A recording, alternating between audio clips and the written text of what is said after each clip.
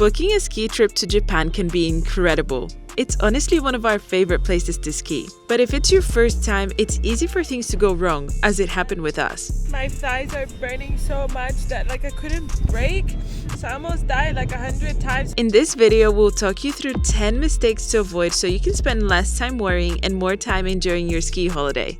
The first mistake is only booking Niseko because it's the most famous resort in Japan. Unfortunately, because it's the most famous resort, it can get very crowded, but also local businesses take advantage and it becomes a bit more expensive than usual. That happens everywhere though, not just in Japan, guys. There's so many other ski resorts that are lesser known and perhaps they give you more traditional skiing experience in Japan.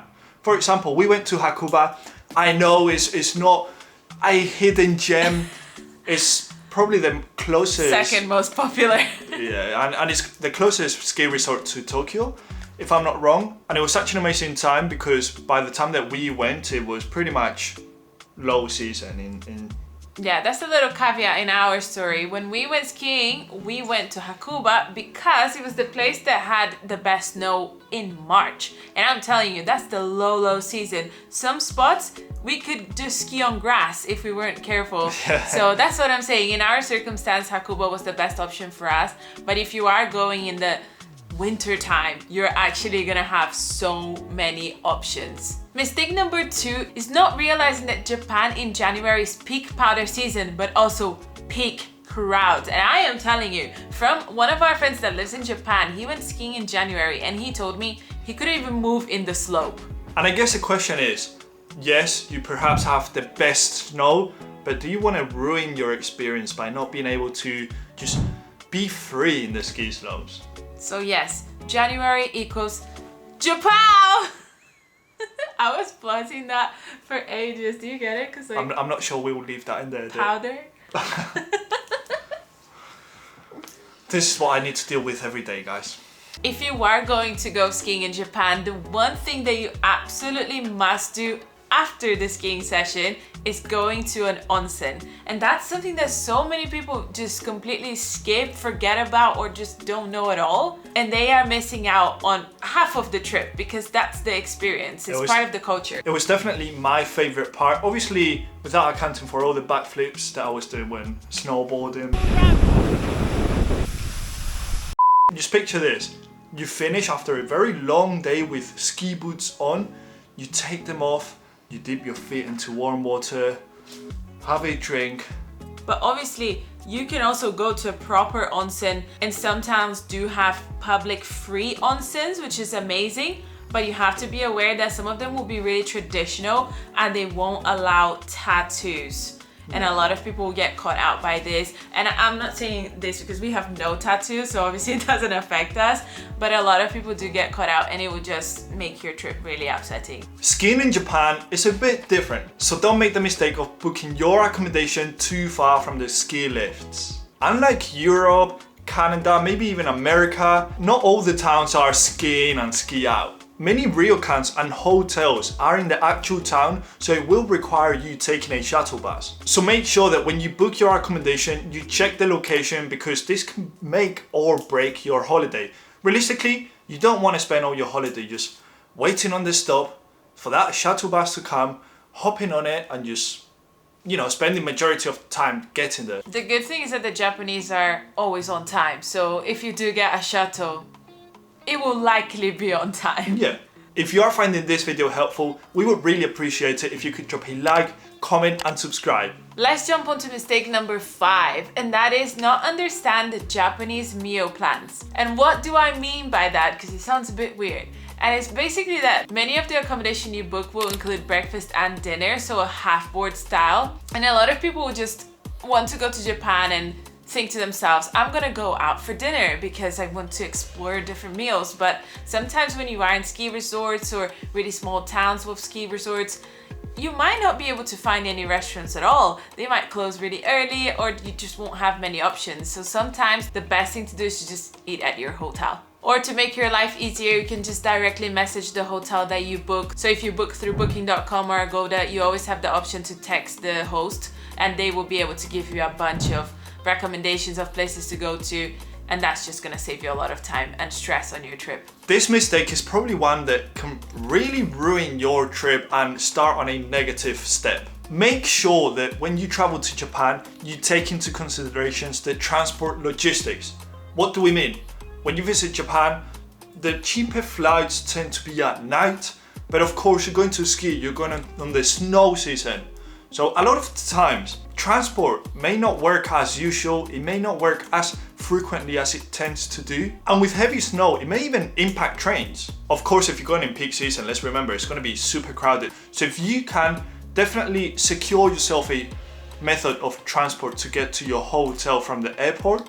There are so many ways to do that. You can get a taxi on the day, but we would personally recommend doing pickup services because they tend to be a lot more organized. The person will literally be there waiting with a sign with your name on it, and you just go straight to your hotel. Obviously, the trains are an option. And then what we did was actually renting a car. So we were able to drive from Tokyo to Hakuba, and we found that was really easy. But we went in March, once again, towards the end. So we didn't really have that problem with snow as much.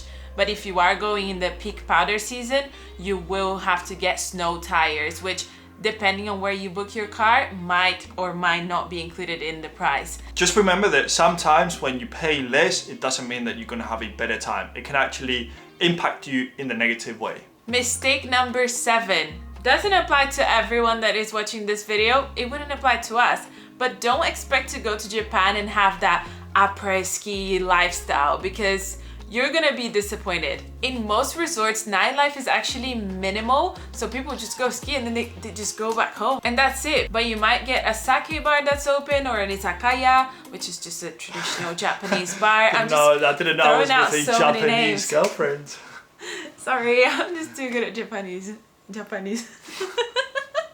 But if you are looking for a bit of nightlife and just a bit of party, Niseko does have that option because, as we said, it's a lot more westernized and touristy, so you will find some options for Apres-Ski and bars, craft beers, things like that. If you're visiting Japan and you are learning how to ski or snowboard, or you just want to perfect your skills, if you book a lesson, make sure you request for an instructor that speaks English, because if you don't book in advance or you don't make sure that they actually speak English, you may end up rocking up and just getting a Japanese instructor. How the hell do you communicate? By the way, this is a very useful tip that we learned the hard way.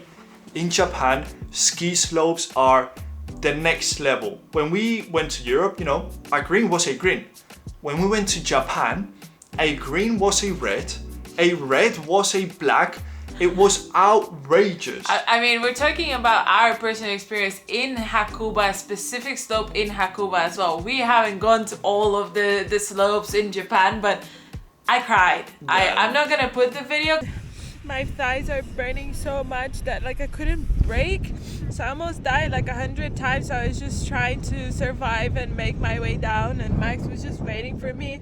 Yeah, and my legs were burning. And she was crying. Yeah, I was so very let's not upset. laugh at that, please. Yeah, it really upset me. I'm sorry.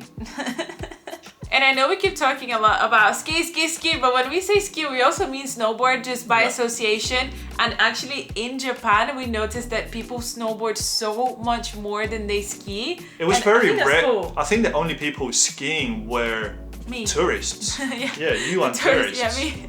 I'm not gonna be dramatic, but when I say don't underestimate, did I even say that right? Don't underestimate the cash culture in Japan. I'm being serious. For example, our ryokan, we had to withdraw 20,000 yen. I don't even know how much it was, but yeah, we had to pay all in cash, and it felt like so much money. We felt like Lil Carl and Lil Max with a rack of money here on the hands. Just make sure you have cash before you go to the ski resorts in the ski area. This last one is not necessarily a mistake, but it's something that if you do, you may actually end up spending a way better time in Japan. Usually when it's ski season, there will be experiences that you can only do in Japan, and they are only for that specific season. Let's say in January, there's one specific one for January. So make sure that when you book your ski holiday, you double check if there's any events or experiences going on, because it will be quite cool to just combine with your ski holiday. And the things appearing on the screen are things that we found that were Japan only experiences that you're probably not going to be able to do anywhere else. Guys, this have been our 10 mistakes that you need to avoid when you book a ski trip in Japan. Please let us know in the comments if you found this video helpful. And if there's any other mistakes that you would add to this list, let everybody know in the comments. We wish you an amazing ski holiday in Japan. Don't forget to like, comment, subscribe. And we'll see you in the next one. Bye. Bye-bye. My helicopter. Helicopter.